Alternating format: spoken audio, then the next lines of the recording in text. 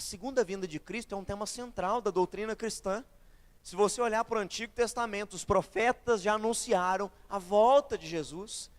Se você olhar, o próprio Jesus anuncia sobre a sua segunda vinda. Se você ler os apóstolos, as cartas pastorais, os apóstolos de Jesus ensinam sobre a segunda vinda. Então a segunda vinda é algo que a igreja precisa se atentar. É uma doutrina muito fundamental.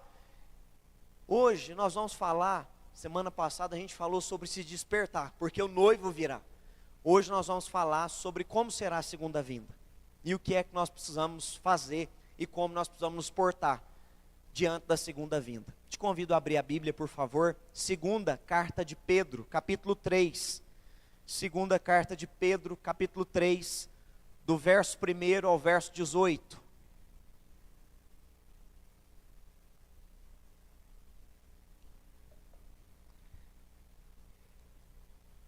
Segunda Pedro, capítulo 3, do verso 1 ao verso 18. A palavra de Deus diz assim: amados, esta é agora a segunda carta que escrevo a vocês. Em ambas procuro com lembranças despertar a mente esclarecida de vocês, para que se lembrem das palavras que anteriormente foram ditas pelos santos profetas, e também se lembrem do mandamento do Senhor e Salvador, que os apóstolos de vocês lhes ensinaram. Antes de tudo, saibam que nos últimos dias virão escarnecedores com as suas zombarias, andando segundo as próprias paixões, e dizendo: onde está a promessa da segunda vinda, da sua vinda? Porque desde que os pais morreram, todas as coisas permanecem, como desde o princípio da criação. Acontece que de propósito esquecem que os céus existem desde muito tempo, e que a terra surgiu da água, e através da água, pela palavra de Deus, com base nessa palavra também, o mundo daquele tempo foi destruído, afogado em água. Pela mesma palavra, os céus e a terra que agora existem, têm sido guardados para o fogo, estando reservados para o dia do juízo e da destruição dos ímpios. Mas há uma coisa, amados, que vocês não devem esquecer: que para o Senhor, um dia é como 1000 anos, e 1000 anos são como um dia. O Senhor não retarda a sua promessa, ainda que alguns a julguem demorada. Pelo contrário, Ele é paciente com vocês, não querendo que ninguém se pereça, mas que todos cheguem ao arrependimento. Porém o dia do Senhor virá como um ladrão. Naquele dia os céus passarão com um grande estrondo, e os elementos se desfarão pelo fogo. Também a terra e as obras que nela existem desaparecerão, uma vez que tudo será assim desfeito. Vocês devem ser pessoas que vivem de maneira santa e piedosa, esperando e apressando a vinda do dia de Deus. Por causa desse dia, os céus incendiados serão desfeitos, e os elementos se derreterão pelo calor. Nós, porém, segundo a promessa de Deus, esperamos novos céus e nova terra, nos quais habita a justiça. Por essa razão, amados, esperando estas coisas, esforcem-se para que Deus os encontre sem mácula, sem culpa e em paz. E considerem a longanimidade do nosso Senhor como oportunidade de salvação, como também o nosso amado irmão Paulo escreveu a vocês, segundo a sabedoria que lhe foi dada, ao falar a respeito desses assuntos, como de fato costuma fazer em todas as suas cartas. Nelas há certas coisas difíceis de entender, que aqueles que não têm instrução são instáveis, deturparão, como também deturparão as demais escrituras, para a própria destruição deles. Portanto, vocês, meus amados, visto que já sabem disso, tenham cuidado, para que não sejam arrastados pelo erro desses insubordinados, e caiam da posição segura em que se encontram. Pelo contrário, cresçam na graça e no conhecimento de nosso Senhor e Salvador Jesus Cristo. A Ele seja a glória, tanto agora como no dia eterno. Amém. Pedro começa, não sei se você se atentou, o capítulo 3, deixando claro: eu escrevo essa segunda carta e eu quero que vocês se lembrem que os santos profetas, como o próprio Salvador e Senhor, e também os seus apóstolos, já haviam falado sobre esse assunto. Ele está falando sobre o assunto da segunda vinda. Não sei se você se atentou, é sobre isso que ele fala no capítulo 3. Já é a segunda carta. Na segunda carta ele quer mostrar o seguinte para aquela igreja: vocês já ouviram tanto dos santos profetas do Antigo Testamento, vocês já ouviram tanto da boca do Senhor e Salvador Jesus, quanto dos apóstolos que também escreveram, como ele cita Paulo. Vocês já leram cartas de Paulo, e ele fala sobre esse mesmo assunto, a segunda vinda de Cristo. Atentem-se para isso, preste atenção nesse assunto. É sobre isso que ele está começando o terceiro capítulo, falando a necessidade de prestarmos atenção. Todas as Sagradas Escrituras apontam para a segunda vinda de Cristo. Falamos semana passada sobre algumas coisas. Não cabe a nós especular nem dia nem a hora, mas cabe a nós nos prepararmos. O que é que nós sabemos então, pastor, sobre a segunda vinda de Cristo? Que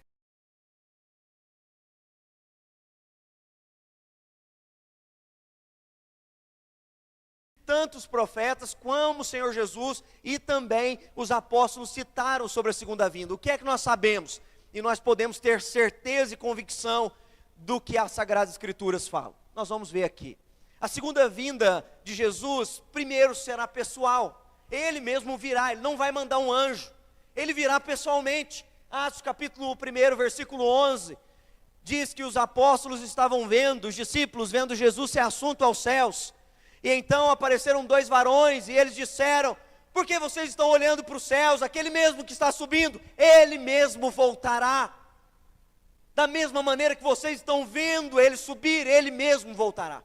A vinda dele será pessoal, ele mesmo virá pessoalmente. Jesus Cristo vai ser visível. Apocalipse capítulo 1, versículo 7. A Bíblia diz que todo olho verá, todo olho verá Jesus. Quando ele voltar, em todas as cidades, em todas as nações, em todos os países, as pessoas vão enxergá-lo visivelmente. A segunda vinda será visível, será um evento que todos olharão para ele. A Bíblia ensina também um terceiro ensinamento, que a segunda vinda de Jesus será um evento audível.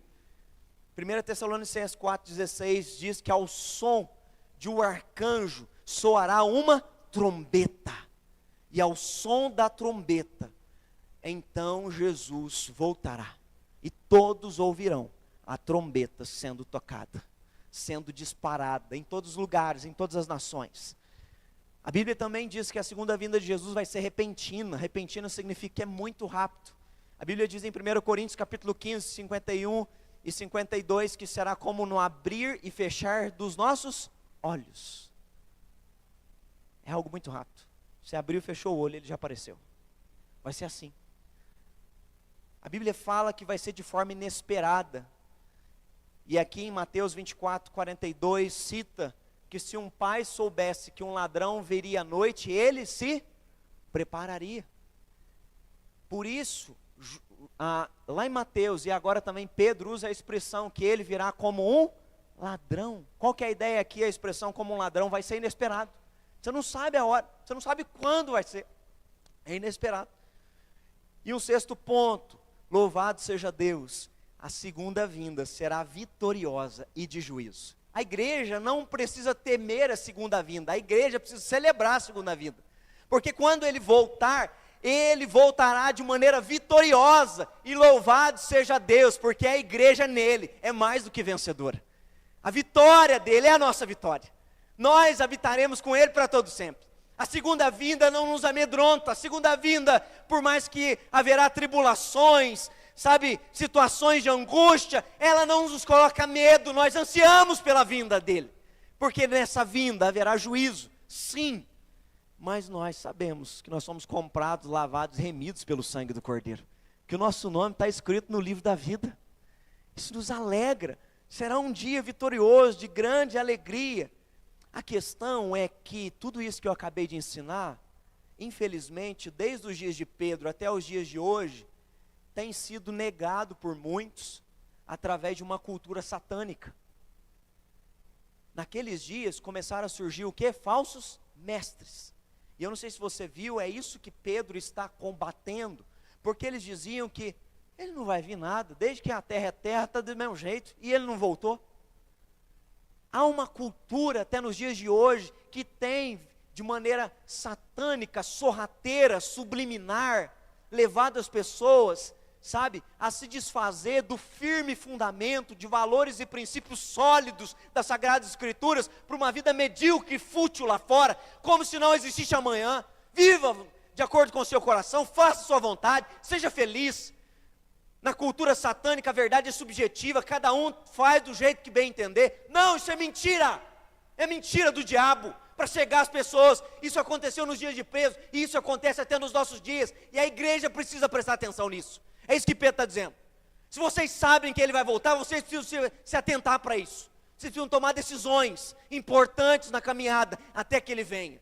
A primeira tomada de decisão que ele nos ensina é: fique alerta contra os falsos mestres e ensinos heréticos. Fique alerta, fique prestando atenção, ouça, mas tudo que você ouvir, que passe pelo crivo da palavra de Deus. Ah, eu gosto de fulano, de tal pregador. Querido, a gente gosta daquele que expõe a palavra com fidelidade, é isso. Não tem nada a ver com o pregador, tem a ver com a fidelidade à palavra. Nós gostamos de quem é fiel à palavra. Se não for fiel à palavra, nós não ouvimos mais. Nós paramos de ouvir. Porque não faz bem. Se vai contra a palavra, não é da vontade de Deus. É satânico, é mentiroso, é herético. Nós precisamos permanecer na palavra. Então, nós não somos guiados por qualquer ensino. Nós somos guiados pelas Sagradas Escrituras, que são a nossa regra de fé e prática. O que estava acontecendo? Alguns ensinamentos aqui que nós precisamos prestar atenção. Pedro diz o seguinte: eis que nos últimos dias virão falsos mestres, escarnecedores. Pastor, o que são os últimos dias? Os últimos dias, entenda, é uma linguagem sempre usada entre a primeira e a segunda vinda de Cristo. Então os últimos dias não significa só as últimas semanas, os últimos meses antes de Jesus voltar. Os últimos dias, quais são os últimos dias da história da humanidade? Entre a primeira vinda e a segunda vinda de Cristo. Esses são os últimos dias, porque depois que ele vier, o texto termina dizendo que haverá um dia eterno. O que é o dia eterno? Quando ele vier, começa a eternidade. Então os últimos dias, nós estamos vivendo os últimos dias.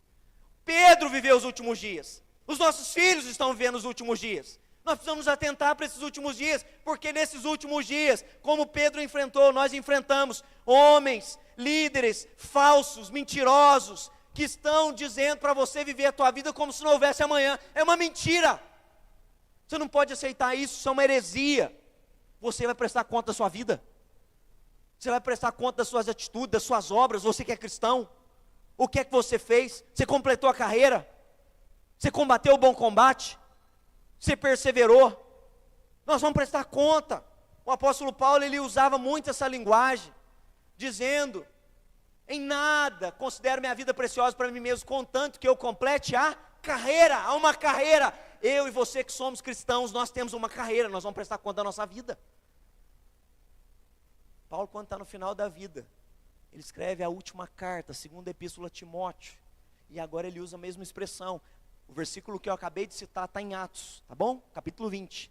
Agora, na segunda carta a Timóteo, Paulo diz o seguinte: filho, eu sei que é chegado a minha hora, mas eu combati o bom combate, completei a carreira e guardei a fé. Sabe o que ele está? Eu estou em paz, fiz tudo que eu fiz diante do que eu tinha que fazer de Deus, diante de Deus. Você está fazendo o que você tem que fazer? Porque você vai prestar conta. Você vai prestar conta sobre a sua fé, sobre a sua intimidade, sobre o seu temor, sobre o seu caráter, sobre o seu comportamento, sobre os seus relacionamentos. Se você está frutificando, não está frutificando, você vai prestar contas. Esses falsos mestres, eles então traziam o seguinte questionamento sobre a promessa da vinda de Cristo. Não, os dias estão passando. E aí, o que Pedro vai dizer é que deliberadamente eles se esqueceram do que já tinha sido ensinado.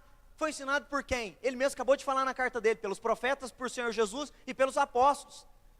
Muitos lá fora estão vivendo no pecado e deliberadamente sabem que estão indo contra a palavra de Deus, mas eles vão prestar conta pela vida deles. E você também, se conhece as Sagradas Escrituras.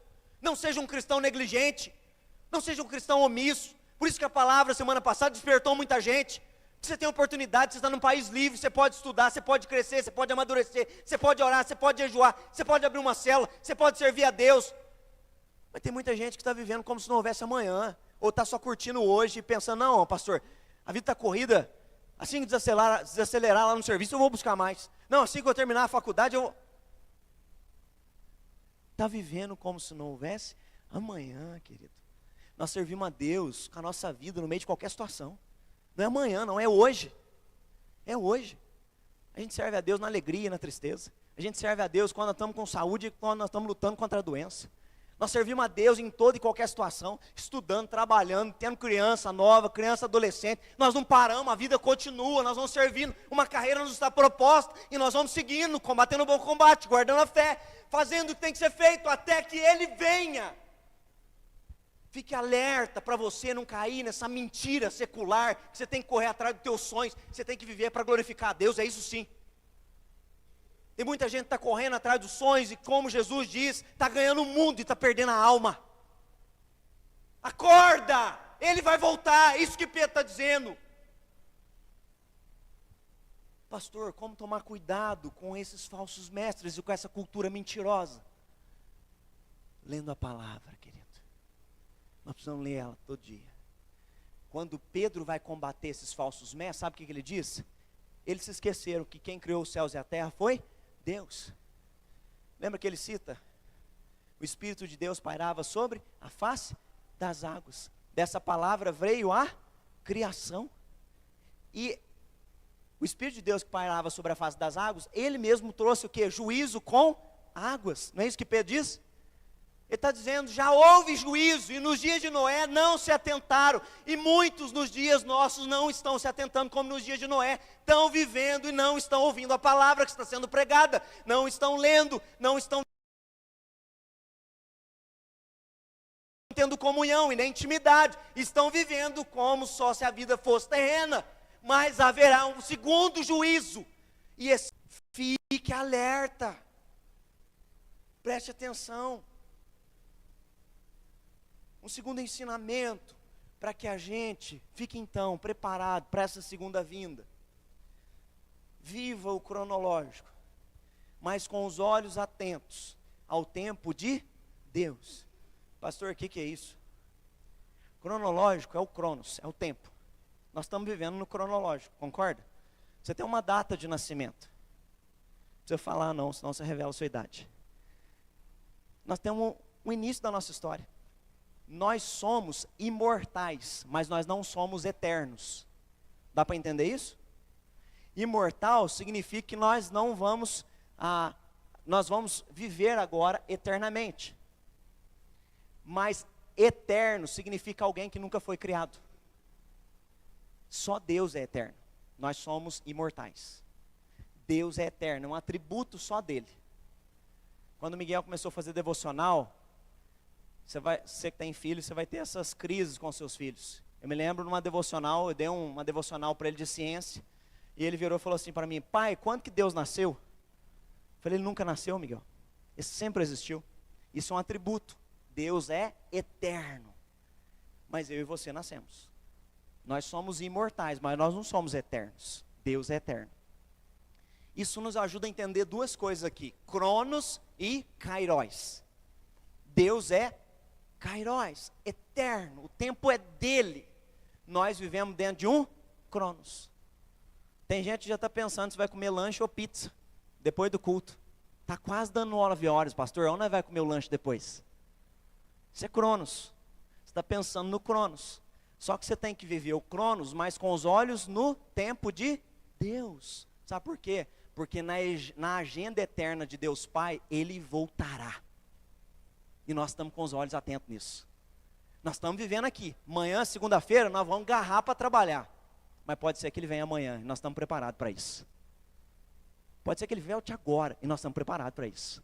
Está entendendo? Nós estamos vivendo o Cronos. Temos os compromissos, trabalho, escola, faculdade, mas nós estamos com os olhos lá.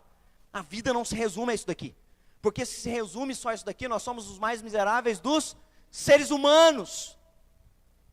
Viva o cronológico, mas com os olhos na eternidade. Alguns ensinamentos que Pedro traz nesse texto que acabamos de ler. Primeiro, o tempo na perspectiva de Deus. Ele diz o seguinte, todavia uma coisa, amados, que vocês devem saber, que para o Senhor um dia é como 1000 anos, e 1000 anos como um dia.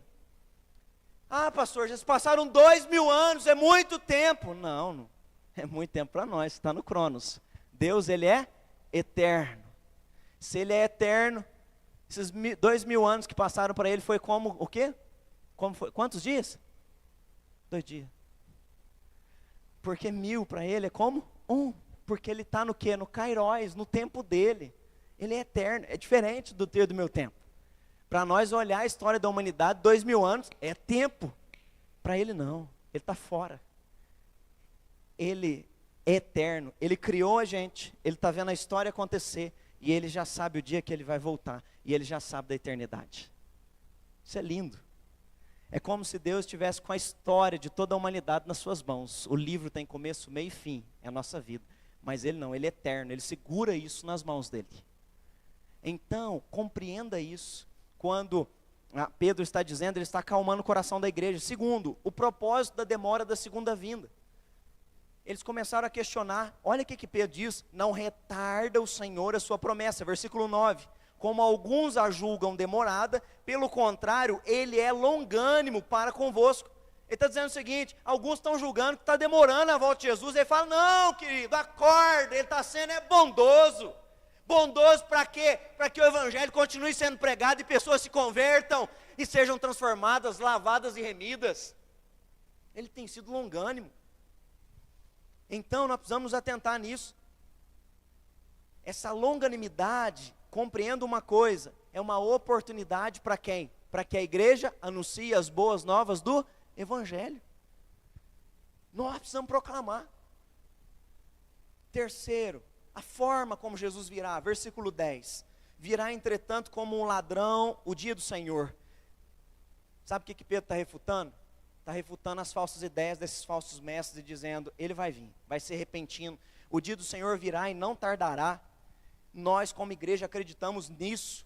Tanto Jesus como os apóstolos, como Pedro, como Paulo afirmaram que o dia do Senhor virá inesperadamente, não será um dia óbvio, não é possível marcar na tua agenda, mas é possível viver preparado para esse dia. Você não pode marcar na tua agenda, provavelmente você já marcou o que você vai fazer nessa semana, é ou não é? Eu estava falando isso com o primeiro culto. Irmãos, pensa no irmão que nós temos organizado aqui na igreja, é o Fábio Corsini. Fábio Corsini, irmãos, ele tem aquele Google Agenda. Ele fala tudo, senta com ele assim, fala assim, Fábio, tal dia, nós vamos fazer tal coisa lá em casa, você quer ir? Fala, peraí pastor, deixa eu abrir o Google Agenda. Ele abre assim, o negócio dele é tudo colorido. Tem os eventos, aí tem até lá assim, café com a Vanessa. E marcou tudo, isso é o cronos dele, é o cronológico dele. Só que uma coisa o Fábio nunca vai colocar na agenda dele. O dia da volta de Jesus. Não tem jeito. Mas o Fábio está vivendo preparado para esse dia. Nós não podemos colocar na nossa agenda, ele vai vir semana que vem, sábado que vem, mês que vem, 2025, nós não sabemos. Mas nós precisamos viver preparado para esse dia. Nós estamos vivendo o cronológico, mas eu não sei você, com muita expectativa que esse dia chegue. Quarto, o efeito da segunda vinda de Cristo. A Bíblia diz, no qual os céus passarão, olha que forte isso, com estrepitoso estrondo, versículo 10, os elementos desfarão abrasados, também a terra e as obras que nela existem serão atingidas. O que está dizendo? Quando Jesus vier, haverá um juízo, e tudo isso será desfeito. Entenda uma coisa, é usada uma expressão, que haverá juízo com fogo. Não significa que as coisas vão queimar. Mas o fogo é símbolo de juízo. Vai haver um julgamento. E tudo que nós julgamos, às vezes ser importante, vai ser o quê? Desfeito. Sabe teu tesouro? Vai ser derretido. Sabe castelos, grandes prédios, tudo que as pessoas arquitetaram, minha vida está aqui. Vai passar. E a Bíblia diz, Pedro está acabando de dizer, nós esperamos o quê? Novos céus e nova terra. É isso que nós estamos esperando, irmãos. Isso daqui é efêmero, é passageiro. Nós estamos esperando por aquilo que é eterno. Nós não aguardamos apenas a agenda terrena, nós estamos aguardando o cumprimento do kairos de Deus sobre as nossas vidas. O dia em que Ele voltará para buscar a sua noiva e a sua igreja. Entendendo isso, nós vamos compreender uma outra tomada de decisão. Ser cristão é viver aguardando e se preparando para a segunda vinda de Cristo. Se você é cristão, o que significa isso? Se você é um servo do nosso Senhor e Salvador Jesus, se você professou Ele como o único e suficiente Salvador de sua vida, se você vive cheio do Espírito Santo de Deus, buscando a vontade de Deus constantemente, Naturalmente, quem é cristão vai viver aguardando e se preparando. É isso que você tem que fazer. Até que ele venha, aguarde e se prepare, aguarde e se prepare, aguarde e se prepare. Pode ser hoje, aguarde e se prepare. Pode ser amanhã, aguarde e se prepare. Pode ser terça, aguarde e se prepare.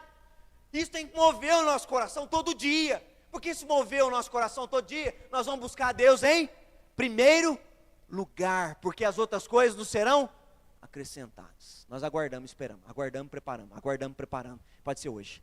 Amanhã, aguardamos, preparamos. Terça-feira, aguardamos, preparamos.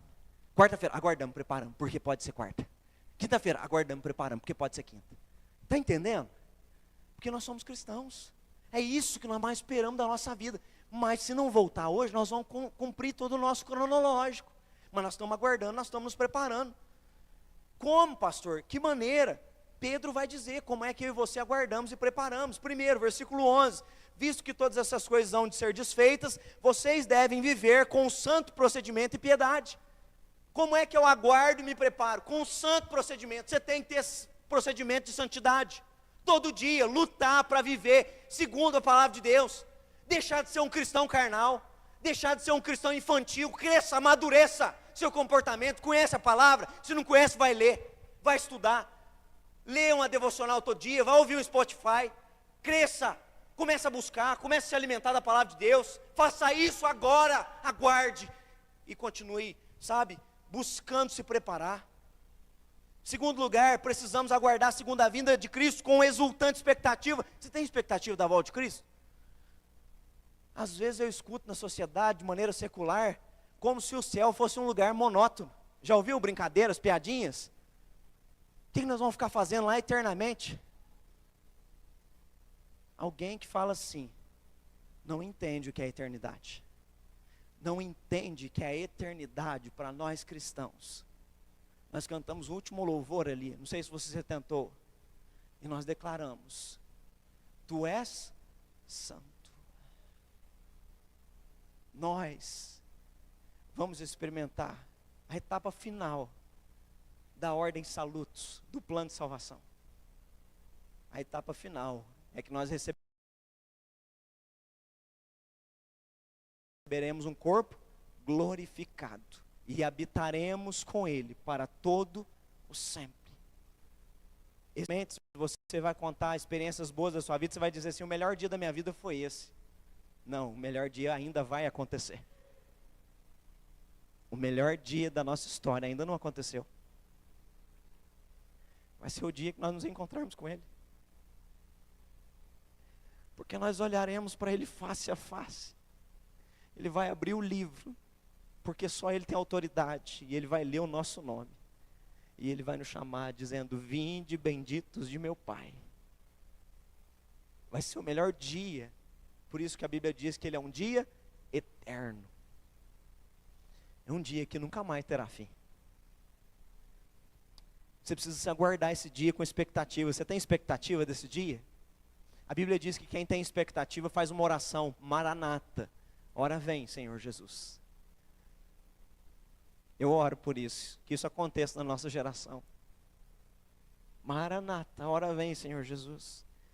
Em quarto lugar, nós precisamos aguardar o cumprimento da promessa. Nós aguardamos esse cumprimento. A Bíblia fala que os céus serão derretidos, o texto fala, mas aqui está falando no sentido de juízo, porque tudo aquilo que as pessoas julgam importantes, desaparecerão. E Pedro diz, e então haverá novos céus e nova terra. É isso que nós estamos aguardando. Quero chamar o Ministério do Louvor à frente. Com a palavra novo, Pedro está ensinando que a nova criação surge da antiga, o velho dá lugar ao novo, o dilúvio aniquilou a terra, agora o juízo virá, mas louvado seja Deus, novos céus e nova terra, para o povo de Deus. E nós habitaremos com Ele para todo sempre. Sabendo disso, o que eu que você precisamos nos atentar para a gente concluir a mensagem nessa noite? Versículo 17 e 18, olha o que Pedro conclui falando, como um alerta para tu e para a minha vida. Portanto, vocês, meus amados, visto que sabem disso, sabe disso o que? Acabamos de conversar sobre a segunda vinda. Visto que vocês sabem disso, preste atenção, tenham cuidado para que não sejam o quê? Arrastado pelo erro desses subordinados. Toma cuidado, não viva segundo os padrões do mundo. Não viva influenciado por músicas seculares, filmes seculares, ideias seculares. Influenciadores que não temem a Deus, que são ímpios, não siga eles, não seja influenciado por eles, porque isso pode levar vocês a caírem. Segura que se encontra a nossa posição, versículo 18, pelo contrário, cresçam na graça e no conhecimento de nosso Senhor e Salvador Jesus Cristo, a Ele seja a glória, tanto agora como no dia eterno, amém. Sabendo disso, algumas sugestões práticas para a sua vida espiritual. Primeiro, seja irrepreensível na sua conduta. Busque santidade todo dia. Nós amamos, e porque nós amamos, nós queremos viver em santidade, para a honra, glória e louvor do nome dEle. Eu não quero desagradá-lo. Eu quero o meu comportamento, não só aqui na igreja, mas, em primeiro lugar, dentro da minha casa. Eu quero amar Eveline como Jesus ama a igreja. Eu quero criar os meus filhos, eu quero que o Miguel aprenda a orar comigo. Eu quero que o Miguel tema o Senhor, olhando para a minha vida, para o meu comportamento. Eu quero corrigir os meus erros, onde eu tenho falhado dentro da minha própria casa. Eu quero lutar todo dia para ser um homem melhor, cheio do Espírito Santo de Deus e sendo orientado pela palavra de Deus. Eu quero que isso naturalmente possa acontecer aonde eu trabalho, com quem me relaciono, sabe? Reparando tudo aquilo que eu tenho feito de errado e buscando, segundo os padrões da palavra de Deus, corrigir, vivendo em retidão, para a honra, glória e louvor do nome de Deus. Portanto, quer comais ou quer bebais, façais tudo para a glória de Deus. Viva com um santo procedimento, saia daqui pensando nisso. Como é que eu posso aguardar e me preparar? Saia preocupado com a sua conduta. Segundo, aceite a verdade que vem de Deus. Tem coisas que estão aqui nas Sagradas Escrituras que são duras, elas vão te ferir, elas vão te confrontar, elas vão te exortar, elas vão te repreender, mas elas vão te educar e te capacitar a agradar a Deus. A palavra de Deus, ela é inspirada pelo Espírito Santo e útil para tudo isso. Terceiro, rejeite todo engano.